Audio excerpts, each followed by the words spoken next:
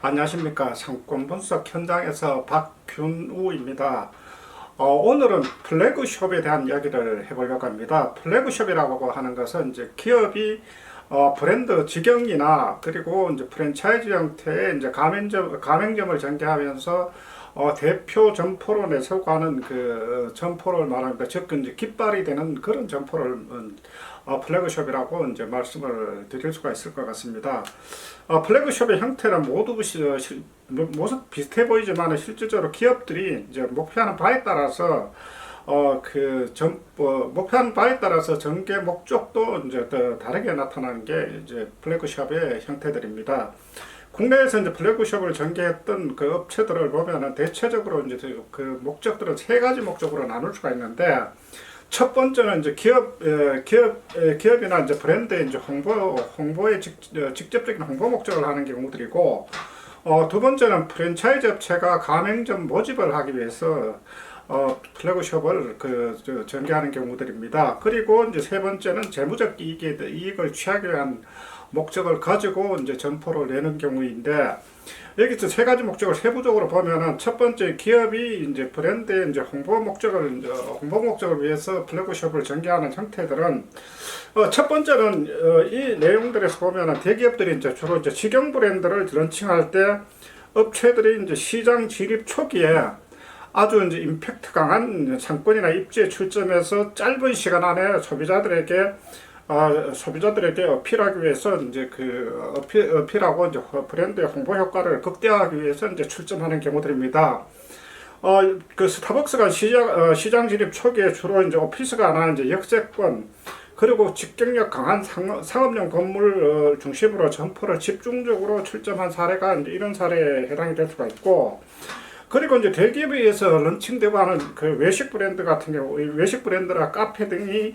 모두 소비자에게 강한 임팩트를 줄 수 있는 그 상권 입지를 선호해서 이런 지역에다가 이제 점포를 주로 이제 출점하고 하는데, 이런 부분들이 결국은 이제 강한 임팩트 강한 상권이나 입지에 출점을 해서 조기에 그 시장에 이제 안착하기 위한 그런 목적을 가지고 이제 점포를 출점하는 경우들입니다. 그리고 두 번째는 실제로 이제 점포를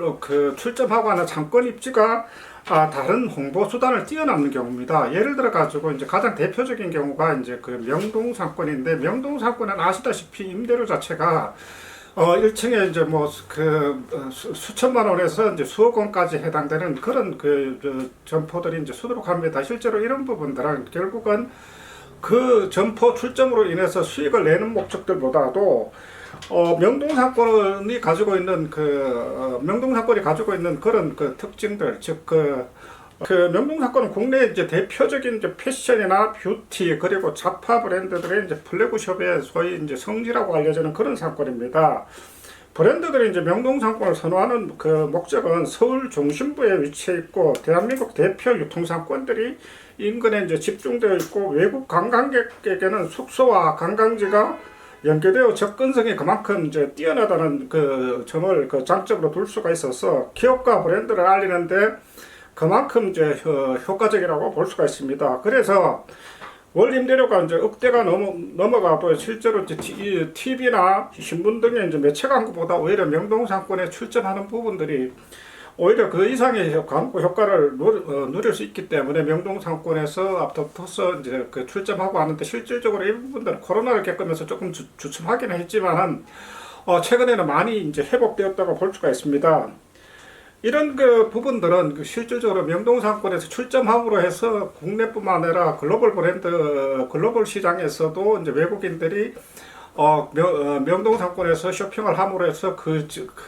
나라에 이제 또 홍보하고 하는 그런 효과들이 이제 나타났기 때문에, 실질적으로 여기서는 수억 대의 임대료를 주더라도 광고 효과 이상의 이제 성과를 낼 수가 있기 때문에, 실제로 명동 상권에 그만큼 이제 플래그숍으로서 이제 가치가 이제 뛰어나다고 그렇게 볼 수가 있을 것 같습니다. 물론 이제 이런 부분들은 앞으로 이제 홍보 매체나 홍보 수단들이 다양해지고, 그리고 구매하고 하는 그 소비자들의 욕구들이 이제 다양해짐으로써 조금은 이제 그 차이가 있을 수가 있지만, 아직까지는 그래도 명동상권이 가지고 있는 장점들, 이런 부분들은 꾸준히 유지가 된다고 볼 수가 있을 것 같습니다. 두 번째, 이제 앞서 말씀드렸던 프랜차이즈 가맹본부가 가맹점 확장을 위해서 이제 전략 점포로서 출점하는 그런 이제 플래그숍의 형태가 있는데, 가맹점 전개 초기에는 유명 상권이나 역세권을 선호하고, 유명 프랜차이즈일수록 이제 상권 입지 조건에도 사실은 엄격합니다. 예를 들어 가지고 이제 실제로 이제 가시성이나 접근성뿐만 아니라 지나면서 노출도가 이제 뛰어난 상권들, 그래서 이제 소위 말해서 이제 잘 나가고 하는 브랜드들 같은 경우는 상권 입지 조건들뿐만 아니라 전면 점포의 이제 길이까지도 엄격하게 따지는 그런 경우들이 나타납니다. 이런 원인으로 이제 플래그숍은 프랜차이즈 가맹점의 이제 플래그숍 같은 경우는 이제 임대료 자체가 이제 권리금도 높게 형성되어 있고, 임대료 자체도 상당히 높게 형성되어 있는데, 그래서 이제 요즘 같은 경우는 오히려 이제 플래그숍이라 하더라도 실질적으로 그만큼 수익성을 내기가 어려운 그런 점포들도 많이 나타납니다. 그래서 실제로 이제 프랜차이즈 가맹점 형태로 이제 출점하는 경우들에서 내 점포가 이제 플래그숍에 그만큼 가치가 있다 하더라도 수익성이 날 수 있는지에 대한 부분을 엄격하게 따져봐야 될 필요가 있습니다. 또 하나는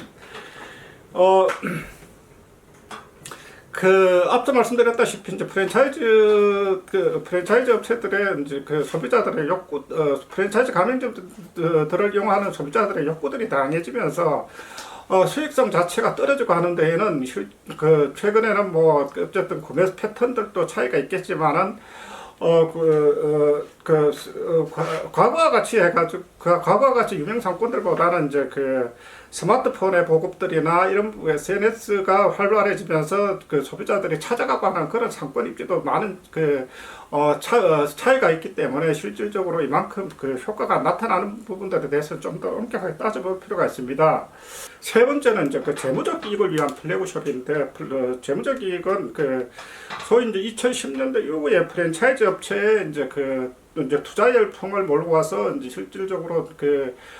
브랜드 자체가 이제 사모펀드에 매각이 되는 그런 사례들이 많이 나타나게 되는데, 프랜차이즈 브랜드들의 속성상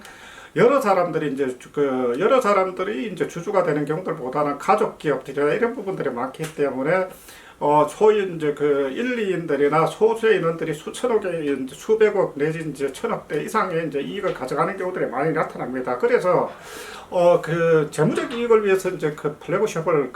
점포로 출점하는 경우들은 투자자들이 쉽게 노출될 수 있는 상권들, 그래서 이제 2015년도 전후로 해서 대부분의 이제 도심에 이제 점포를 내는 경우들, 예를 들어서 광화문이나 청계천, 명동이나 종로 상권, 그리고 강남역 등에 출점하는 경우들이 실제로 다양한 프랜차이즈 가맹점 모집을 위한 그런 경우도 있겠지만, 실질적으로 이제 2015년도 중반대 이후에는 재무적 이익, 즉 투자자들을 유치하기 위한 그런 목적의 점포들이 상당수가 많이 나타나게 되는데, 물론 이제 2017년도 이후에 이제 경기가 악화되면서 그에게 이제 사모펀드에 매각되었던 대표 업체들도 이제 재매각에 애를 먹으면서 상당히 이제 투자자 유치에서가 주춤해졌지만, 실질적으로 최근 들어와서 다시 한번 브랜드들이 이제 매각되고 하는 그런 사례들이 있기 때문에, 이런 재무적 이익을 위한 투자자 유치에 대한 그런 플래그숍은 앞으로도 이제 계속적으로 이제 유지가 될 것으로 이제 생각을 하게 됩니다. 물론 이제 플래그숍의 목적이 이제 시기에 따라서 많은 차이가 나타나게 되는데, 실질적으로 어찌됐든 브랜드의 이제 홍보 목적이든, 그리고 가맹점을 모집하기 위한 그런 목적이든, 그리고 재무적 이익을 위해서 이제 투자자를 유치하기 위한 목적이든, 모든 목적들은 실질적으로 어쨌든 기업이나 브랜드들의 홍보를 위해서 이제 수익을 이익적인 부분들을 가져가기 위한 그런 목적을 가지고 있는 것은 플래그숍의 공통적인 목적인 것 같습니다. 오늘은 이제 그 플래그샵에 간략하게 플래그샵을 출점하고 하는 그런 목적에 대한 부분들로서 이제 몇 가지 말씀을 드려봤습니다. 감사합니다.